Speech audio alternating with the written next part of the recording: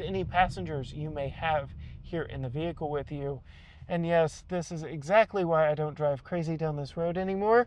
You never know who will be crossing the street. Hey gearheads, and welcome to Garage Talk. I'm Corey, and this is the recently updated 2025 Mitsubishi Outlander. What we have here is the gas-only SEL all-wheel drive trim, and this is in fact the first Mitsubishi that we have had for a full week's worth of testing here on our home turf. The more time I spent with this, the more I was surprised by its overall packaging and pricing. And in this video, I'm going to explain why you may not want to sleep on the Mitsubishi Outlander.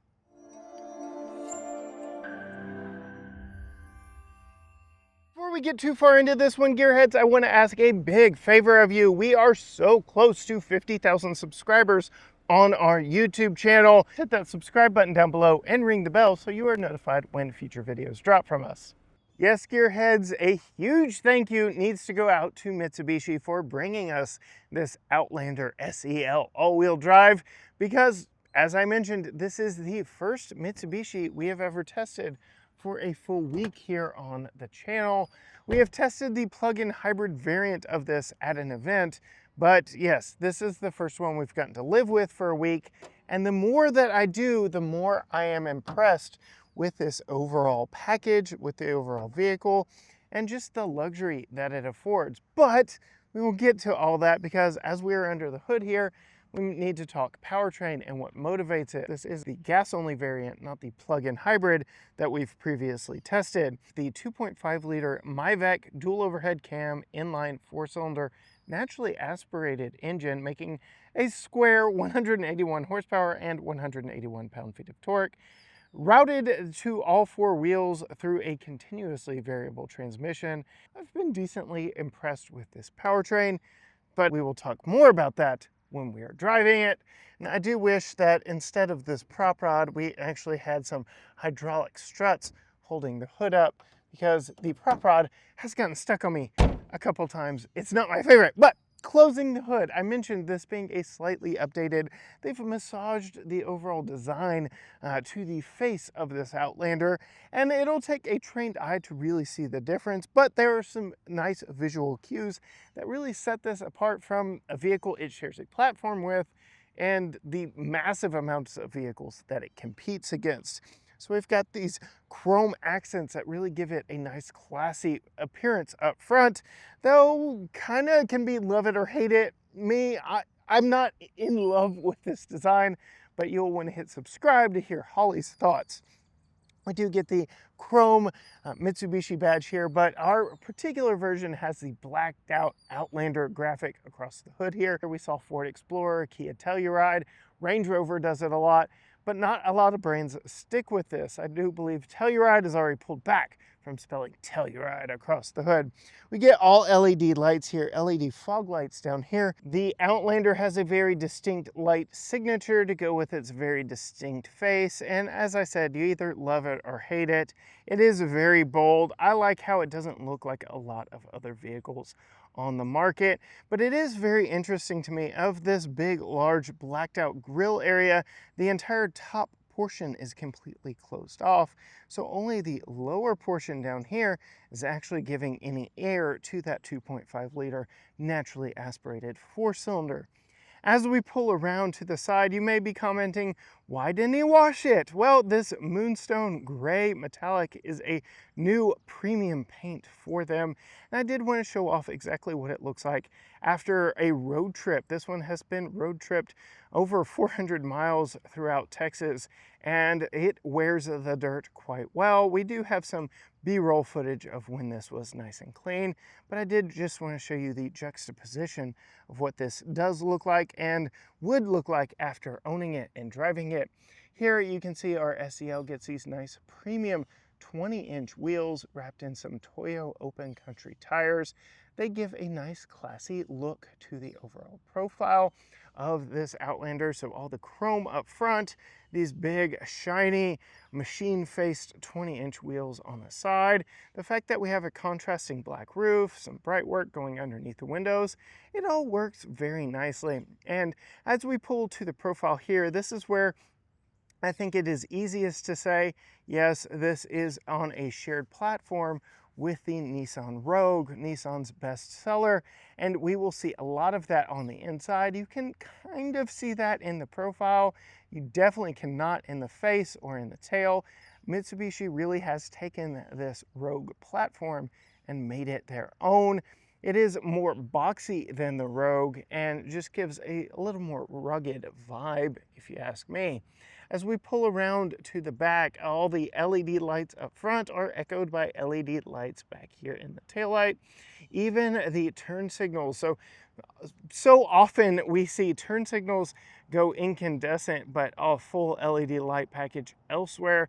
And I think it is just a nice, again, premium look here on this Outlander to have full LED lights back in the back. You can see we do have a rear wiper. I'm going to go ahead and call it out because it has come in quite handy with all the rain that we've had. We do have a rear view camera mounted behind the glass here, and you can see it is right in the path of the wiper. So the wiper will help keep that rear view mirror camera clean. Not something that we can say against all other vehicles with such a feature. We will go ahead and pull in close here. We do have a power lift gate that has an electronic latch right underneath the Mitsubishi logo. And well, there's a lot to talk about back here, so much so that I'm actually going to switch cameras because I need both hands to show you all the features of the cargo area of this Outlander. All right, now that I've got both hands free, I want to talk about the cargo area back here because this is a 3-row vehicle. Well, it doesn't look like it from the outside or even right now unless you look very closely because, well, we've got our cargo shade, which you would expect in a compact crossover that helps you hide all the cargo underneath the cargo shade, which is very nice. But you can see there's a nice big gap between the shade and the back seats. So we do have these flaps here with some hook and latch connectors that will connect it to the back here. So you really can hide all your cargo. We do also have a couple of latches here to fold the 40-20-40 split second row seat down so that you can have some extra cargo space. And you can see it's a mostly flat load floor. Yeah, my driver's seat is just a little too far back, but yes, we've got plenty of space. We even have some additional cargo space under here, but you may be wondering what these giant tongues are back here. Well, those are the headrests for the 3rd row of seats, and with this cargo shade up, I really can't show you those 3rd row of seats, so I'm going to carefully take this out and remove it. I can actually show you the 3rd row of seats. We've got these straps right here that pulls the 50-50 split 3rd row seat up, and then we can put our headrests into place. Not many vehicles in this class actually still supply us with a 3rd row of seats. So the fact that we have this and these comically large headrests is really a nice competitive feature in this segment. You can see the leg space is slightly limited. We'll talk more about that when we actually climb inside, because the 2nd row does slide forward and back, but you still get just over 10 cubic feet of space with this 3rd row of seats up. So I commonly joke that the 3rd row of seats is a bonus emergency seat in 3-row crossovers anyway. And so yes, nothing really changes here except for the functionality of the headrests. They don't fold down, and you have to make sure you don't lose them. And because the seat back is just so low, well, that is why these are so high to meet federal crash standard ratings and all the regulations there. So yes, we do have a 3rd row seat, emergency 3rd row seat if you need it here, but the conversation does not end there because yes, we've got plenty of cargo space right now, but there's actually more. There's a hidden feature here with the cargo compartment, and it does have to do with that 3rd row of seats. But I'm going to go ahead and show you that this foam section here does actually pull out and allow you a little bit more cargo space underneath. You can see we've got our tools for fixing a flat tire, but it also exposes the fact that the 3rd row seat actually lifts up. So now you can see, yes, we have even more access to the under seat storage. Mitsubishi really has done the most here. The engineering that went into this third row of seat is very impressive, actually. And you can see, no, we do not get a spare tire. This is where a spare tire would go in this platform, but we do get a lot of sound deadening material in here to go with the foam, which should translate very nicely when we are driving this momentarily. But there is all of your cargo storage options back here in the back. It really is more than you would expect in a vehicle this size class, and that third row of seats really is a nice bonus. So huge kudos to Mitsubishi for not only finding a way to put a third row of seats in here, but still keeping storage on the forefront of the design conversation here and giving you some unique options there as well. So there you have it, a quick look at the rear cargo section from a point of view perspective. And yes, we will talk more about that third row seat here in a moment, but given that it is a power hatch, we'll go ahead and hit the button there and bring it down to a close. Before we climb in the Outlander, I do want to give Mitsubishi just a little bit of more praise for their key. Their key fob is not overly huge and complicated. It has all the necessary buttons on it without being just a giant chunk in your pocket. You can see we have lock, unlock, your hatch release, panic button. You can deploy a physical key from the back if you need to. Interestingly though, no remote start dedicated button on this one, which is a miss for us in the heat of Texas summer, but it is a proximity key with passive entry in it, so it is very easy to get in. You just walk up to the vehicle, you can lock it by pressing that button right there. It folds the mirrors in and keeps you in secure. And then you can grab the door handle, press that button again, and unlock.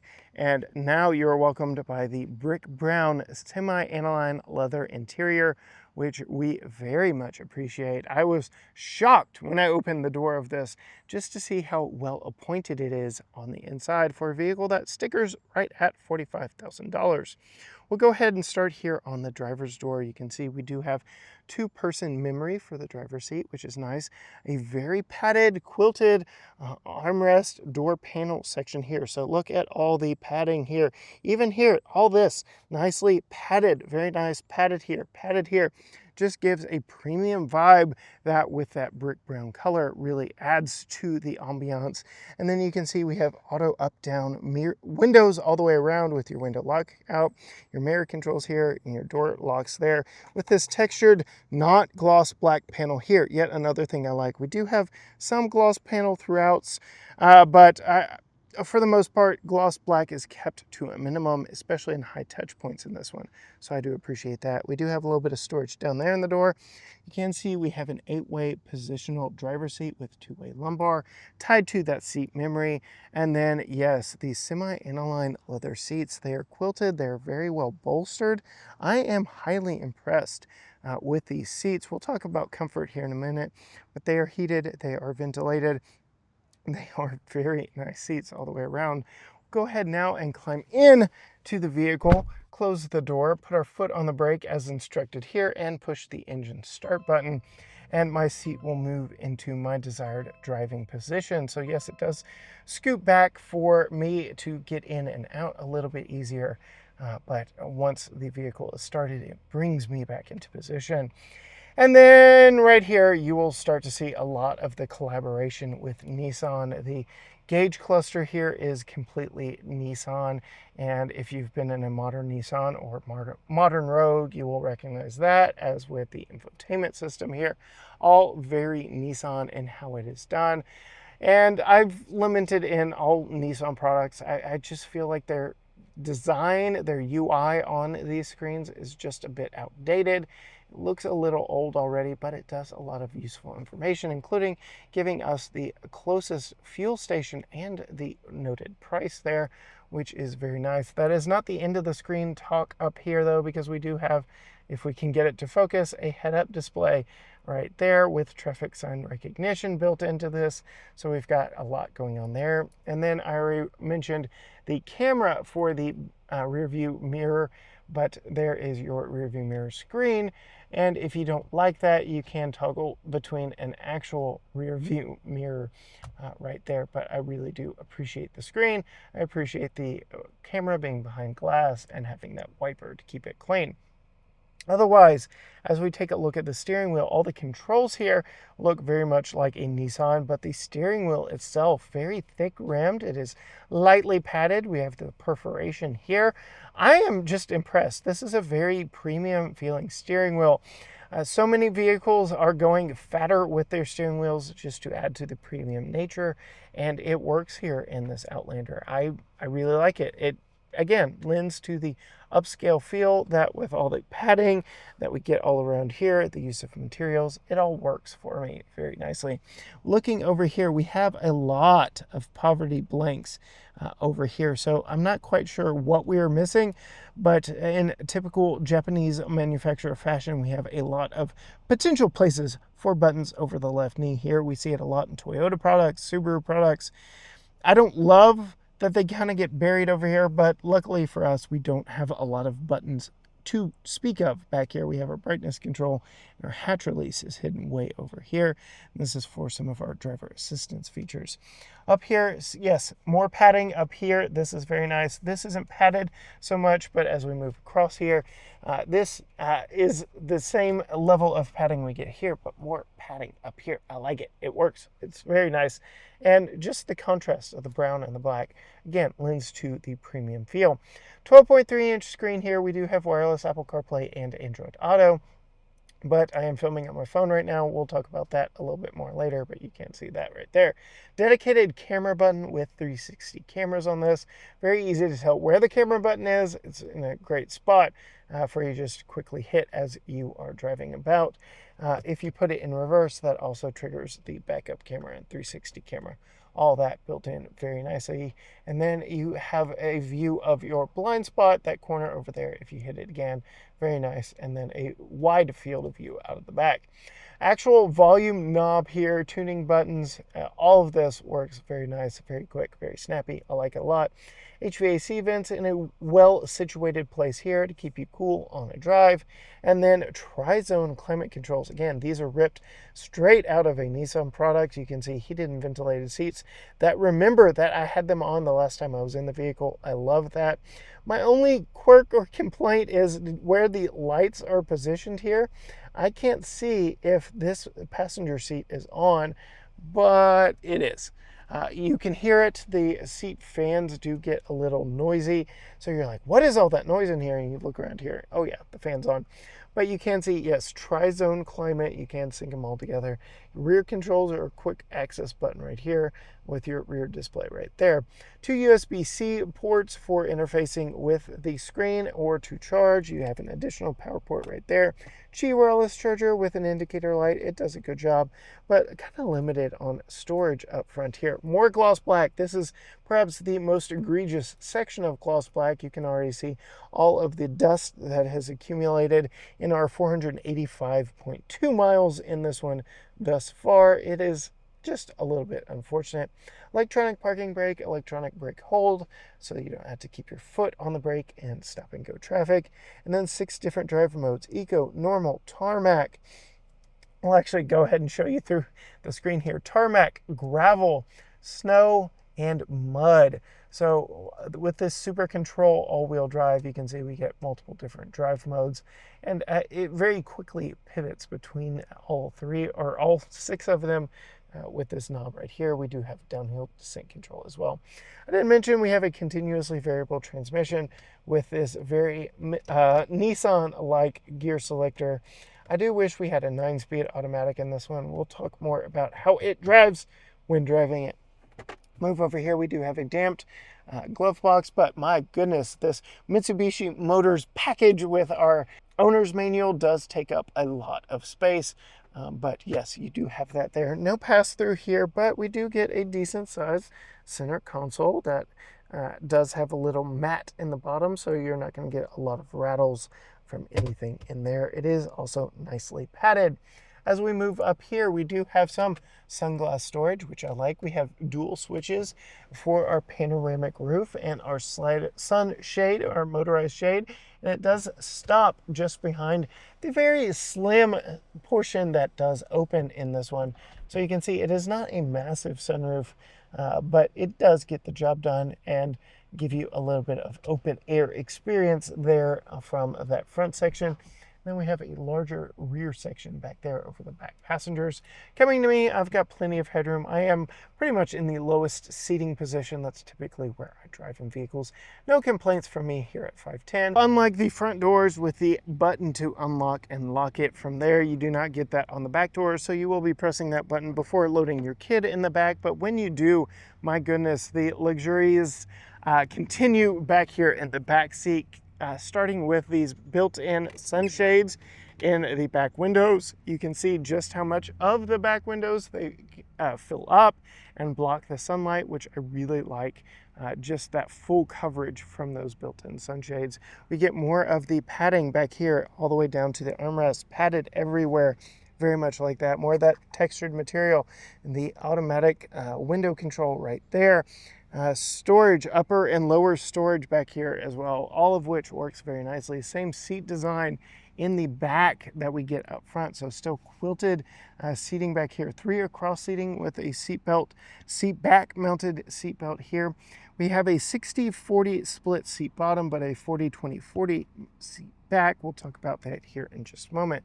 But as we slide in behind ourselves, you can see I've got plenty of room behind me at 5'10", which I really like. We have map pockets down here, but for the modern world, we do have a tablet storage spot right here and a cell phone storage spot right here. They do have foam backing, so you're not going to be scratching up your screens, and they are in a very convenient place for backseat passengers. We do get some backseat air vents on the back of the center console. This being a compact crossover, that is a nice addition to the back of the center console, but being a 3-row vehicle has me wishing they were ceiling mounted. So yes, this is still bridging the gap between a true 3-row crossover and a compact crossover, but I still like that we have that option, and we do have the temperature controls back here. We also have 3-stage heated outboard seats, which is a nice touch back here. Moving down even further, you can see we have 2 USB-C ports. You can see we have a mostly flat floor back here. Even though we have all-wheel drive, we do need to get power back to those rear wheels. We don't have a massive center tunnel taking up a lot of foot space, so you can see my foot can fit here rather nicely. I could ride 3 across back here if I had to in a pinch, but yes, not going to be my first choice. You can see we can fold down the center section here. It's going to be a 2-handed affair, so we'll go ahead and pull that there and fold down the center armrest. You can see 2 cup holders here. We do have an adjustable headrest for that center seat, but if you need to pass through some long items, you absolutely could. Otherwise, the seat back is paired with the section of the seat that I am currently sitting in. These are reclining seats, and there is a little strap down here on the floor that I'm going to do my best to pull and recline. A very nice recline back here. I'm very comfortable. The seat padding is really good. I've got a nice view out of the panoramic glass roof in front of me. I really have no complaints back here in the second row. But then we have to talk about the third row. Before we do, I do want to show you some of the things that Mitsubishi has thought of for the third row of seats. First and foremost, the slide mechanism here on the second row. You really can pull that second row very far forward to negotiate legroom between second and third row passengers. And then you can pull that latch right there and actually climb in to the third row of seats.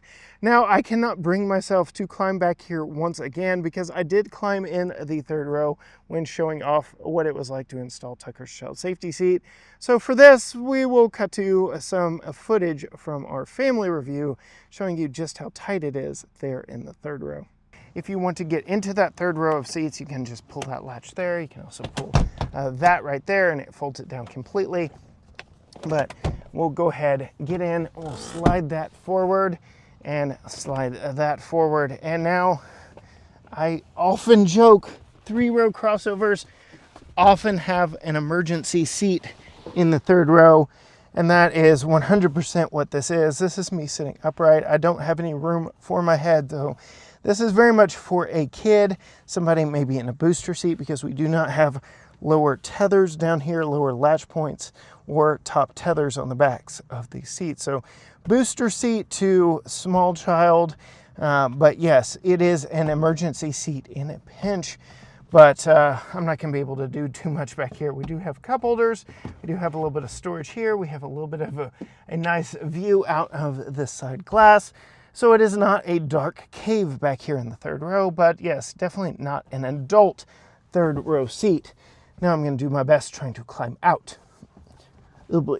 I had no headroom in that third row. It is very much an emergency third row seat for small kids, maybe in a booster seat. I wouldn't really recommend putting in a child safety seat like this because there are not top tethers, there are not lower latch points. Again, I go into further detail in our family review, but suffice it to say, this is where most of your passengers are going to be riding here in the second row. That third row really is a bonus seat. Moving now behind the wheel, you can see I'm very comfortable in my seating position, and CarPlay, yes, CarPlay works as expected, very quick, very snappy, very bright screen here. I like it. It displays very well. No complaints from wireless CarPlay. And you can see my phone is now wirelessly charging for the most part. No complaints around there, but you do have the backup USB-C if you prefer faster charging than what the wireless is capable of and a more sturdy connection. I do want to thank Racebox for supplying us with this GPS 0 to 60 and lap timer.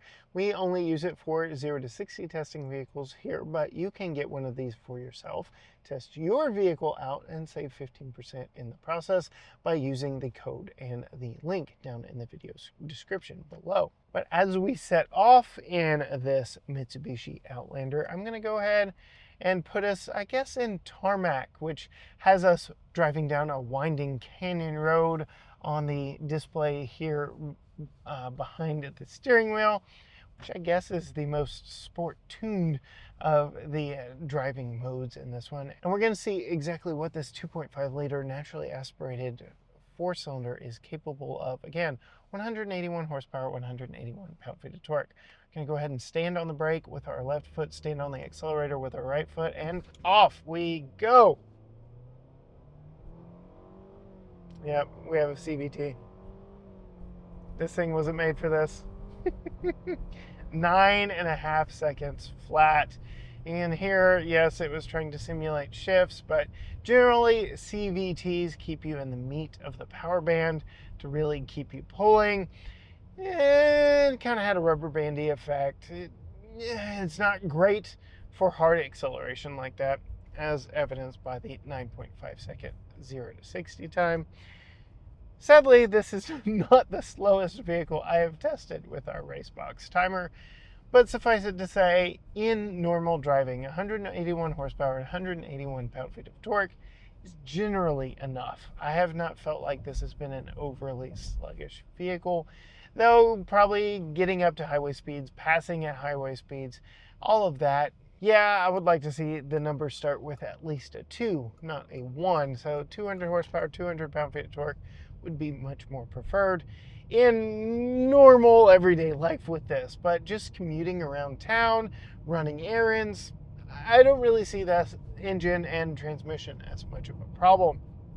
We also have their Super Control all-wheel drive system in this, so you do have that all-wheel drive assuredness if perhaps it's very rainy outside, or if you're in a snowy area, something like that. Here in East Texas, we don't really test snow a lot. We do test in rain a lot, and Holly drove this to Central Texas and back and through some rain, and we had no complaints from her and the traction in this. So I would say the Super Control all-wheel drive is more than enough for most situations, though this is a front drive based platform, so if you don't get Super Control all-wheel drive, you have a front wheel drive based Outlander, which again, all-wheel drive in modern vehicles is a very modern touch, and we went to front-wheel drive from rear-wheel drive for the better traction that front-wheel drive afforded. Suffice it to say, yes, we have all-wheel drive for on-road assuredness, even if we have a couple different off-road drive modes here. I don't know that I'm going to be taking my Outlander off-road, especially with these 20-inch Toyo open country on-road tires. I just don't think the tire selection on this really has me doing much more than going down a gravel road, and well, you have a gravel mode. Getting it out and driving it, though, I have really been impressed with this. Not only is it really comfortable in here, not only is it really nice in here, all the amenities, touch points work very well for the most part. All the electronics in here are nice and premium. I've already expressed my disdain for the outdated graphics that Nissan, Mitsubishi provides on their screens, but when you let CarPlay take over, no big deal. The seats are very comfortable, though I feel the seat bottom is a little soft on the padding. I'm not uncomfortable by any means, but I feel like the seat bottom padding could just be a little more firm. But I can tell you on this warm, humid East Texas morning that the ventilated seats are doing an excellent job, and I love the fact that they stay on. The overall ride in this is quite planted and very good. So pass by some of my dear friends. I have not had any complaints. There's the biggest rough section. It doesn't even really get too floaty over this. So they mitigate body roll very well in this without being overly floaty over big bumps and imperfections in the pavement like what you saw back there. It is a very well sorted suspension in this. We've got McPherson Strut, Multilink rear, and yes, it rides quite well. It isn't super noisy in here, even though we are on some highly textured pavement. Here in East Texas, we really like to up the texture on the pavements when we are on back roads like this. Suffice it to say, yes, I am getting some road noise in through here, but there is some additional protection in this vehicle for sound deadening. You saw just how much sound deadening there was under the third row of seats back there, not only in all those foam trays, but that additional foam lining underneath all of them. It all works very well. It is very easy to communicate with any passengers you may have here in the vehicle with you. And yes, this is exactly why I don't drive crazy down this road anymore. You never know who will be crossing the street. So watch out for all of my dear friends here in this video. But to bring it all down to it, what has this been like to live with? It's been great. I've been truly impressed. I feel like you are getting more for your money than the $45,000 price tag really leads on. The seats are very nice. The material is very upscale. The amenities in here, very upscale. This really does feel like a budget or affordable Infiniti than it does a rebadged Nissan. This really does feel like we are getting the best of all the premium worlds, and has left me saying, did Mitsubishi go and become a premium brand on us without me knowing? Because my youth, my childhood, my adolescent and teenage years, Mitsubishi was always the performance brand. And well, now with the Evo gone, this really is one of their better selling vehicles, and they are doing a very good job at it. Adding in unsuspecting features like a surprise third row seat in this that does its best job to disappear when not in use. And you've got a very competent vehicle with some standout features in this compact class. I would really put this up against many compact crossovers from major brands and say that, yeah, you are getting a lot of bang for your buck here in this Mitsubishi Outlander. We have the SEL trim, but there is a platinum trim above this, which has me wondering, like, how much better can it really get in here? As we come to the end of the windy bit of road here, I am going to do a couple more acceleration tests, but more like you would see in normal driving. I'm just going to leave it in normal drive mode, and I'm not going to rev the engine up like I did for that last 0 to 60 run. Basically, we're going to come to a complete stop. I'm going to move my right foot from the brake to the accelerator, and we'll see exactly what we get in real world scenarios here. So if you had to get moving in a hurry. So full stop here, ready, set, here we go. Not a whole lot of lag. It sets off. There's no turbo lag because there's no turbo. I mean, it's decently quick for what this is, and 9.69 seconds. So yeah, we lost almost 0.2 of a second in 0 to 60 acceleration, not brake torquing it and not being in tarmac mode, but we'll give it one more go around here, pointed in the opposite direction. doing the exact same thing, coming to a complete stop, not revving it, not doing anything special. Ready, set, and go. I mean, it's fine. It's just fine. Like, nothing spectacular. 9.58 in that 0 to 60 run.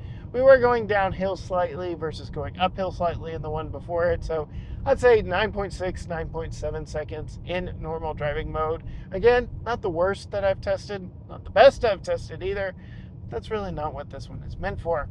We have also tested the plug-in hybrid variation of this vehicle on the channel a couple years ago at an event, so I didn't do my normal round of testing, and I definitely didn't 0 to 60 test it, but that video is available for you if you want to go check it out.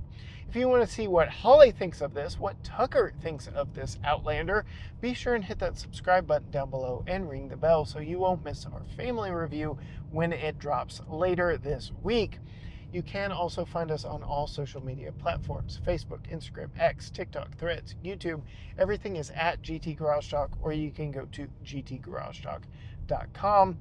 And yes, we will be posting all of our pictures and experiences from this Outlander on all of those different platforms. But from me behind the wheel of this surprisingly luxurious and affordable 2025 Mitsubishi Outlander SEL Super Control all-wheel drive. Until next time, gearheads. Bye. Kate, with any passengers you may have here in the vehicle with you. And yes, this is exactly why I don't drive crazy down this road anymore. You never know who will be crossing the street. So watch out for all of my dear friends here in this video. But to bring it all down to it, what has this been like to live with? It's been great. I've been